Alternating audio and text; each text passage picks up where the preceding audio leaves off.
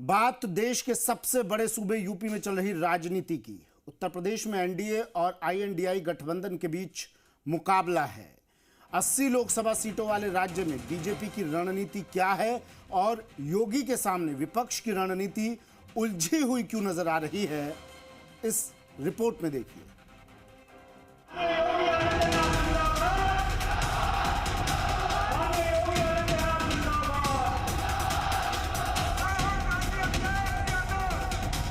आपके यहाँ तो पहले चरण में ही चुनाव 19 अप्रैल को।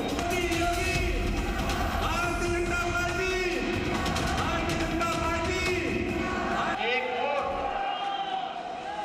कैसे देश की तकदीर और तस्वीर बदल देता है, क्या आज नए भारत के रूप में भी हम देख सकते हैं। वोट की ताकत समझाकर योगी आदित्यनाथ उत्तर प्रदेश में धुआंधार प्रचार की शुरुआत कर चुके हैं। पहले चरण में यूपी की रामपुर, सहारनपुर, पीलीभीत, नगीना, बिजनौर, मुरादाबाद, मुजफ्फरनगर और कैराना लोकसभा सीट पर वोटिंग होनी है। लिहाजा योगी का पूरा फोकस इन सीटों पर है। योगी ने 27 मार्च को मथुरा से प्रचार की शुरुआत की और 31 मार्च तक वो 15 जिलों में जाने वाले हैं। प्रचार को धार देने के साथ ही योगी मुद्दों को भी असरदार तरीके से उठा रहे हैं। अयोध्या में मैं पिछले कई दशकों से एक गाना सुनता था, होली खेले रघुबीरा, में होली खेले रघुबीरा, सुनता था, लेकिन मन दुख होता था जब गत वर्ष तक जन्मभूमि पर रामलला नहीं दिखते थे। आज 500 वर्षों के बाद पहली बार अवसर आया है जब अयोध्या में सचमुच रामलला ने भी होली खेली। अयोध्या का भव्य राम मंदिर ही नहीं, बीते 7 वर्ष में उत्तर प्रदेश की कानून व्यवस्था भी बीजेपी का चुनावी मुद्दा है। इसीलिए योगी जनता के बीच अपना संदेश पहुंचाने में जुटे हैं। 17 के पहले यहाँ पलायन होता था, व्यापारी पलायन करता था, नागरिक पलायन करता था, लेकिन अब व्यापारी और यहाँ का नागरिक पलायन नहीं करता है, अपराधी अब यहाँ का पलायन करता है।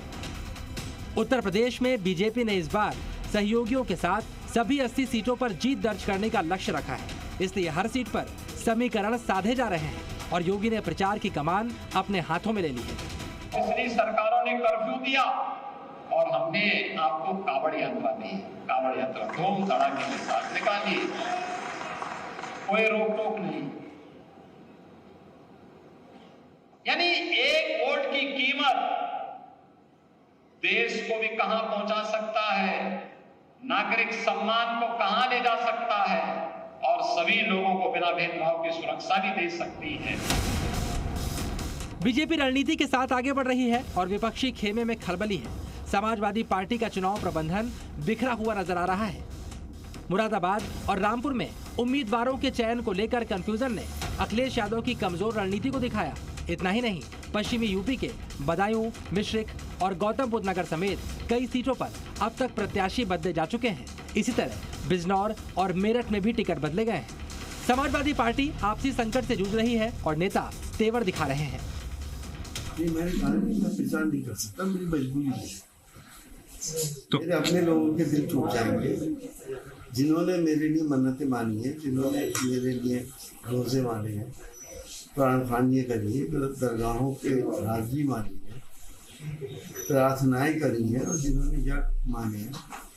अगर मैं ऐसा करूंगा तो उनके दिल टूट जाएंगे। उत्तर प्रदेश में समाजवादी पार्टी के साथ गठबंधन में चुनाव लड़ रही कांग्रेस भी रणनीतिक तौर पर बीजेपी से मुकाबला नहीं कर पाएगी। कांग्रेस यूपी में सिर्फ 17 सीटों पर चुनाव लड़ रही है, लेकिन अब तक 13 सीटों पर ही उम्मीदवारों के नामों का ऐलान कर पाई है, जबकि कांग्रेस का गढ़ कही जाने वाली अमेठी और रायबरेली समेत 4 सीटों पर अभी भी प्रत्याशियों को लेकर उलझन बनी हुई है। कमजोर संगठन पहले ही कांग्रेस की चुनौती है और अब फैसले लेने में हो रही देरी भी सवाल खड़े कर रही है। हालांकि बीजेपी को कोसकर पार्टी नेता चुनावी मुकाबले का दावा जरूर कर रहे हैं। जिस तरीके से हमें प्रताड़ित किया जा रहा है कि हमारे पास पैसे न रहें और हम चुनाव न लड़ पाएं, लेकिन हम जनता की ताकत के सहारे, जनता के नेतृत्व के सहारे और जनता के सहयोग के सहारे पूरी ताकत से चुनाव लड़ेंगे और भारतीय जनता पार्टी की मायावी और गैर कानूनी शक्तियों को परास्त करेंगे। सबसे ज्यादा लोकसभा सीटों वाले राज्य में विपक्ष की बिखरी हुई रणनीति का फायदा उठाने के लिए बीजेपी पूरी तरह तैयार है। इसलिए विरोधियों पर तीखे हमले भी बोले जा रहे हैं। मोदी जी के नेतृत्व में नेशन फर्स्ट की बात होती है, देश पहले, और इंडी गठबंधन के साथ जुड़े हुए लोगों के लिए परिवार पहले है। वे जातिवाद की बात करते हैं और मोदी जी गरीब कल्याण की बात करते हैं।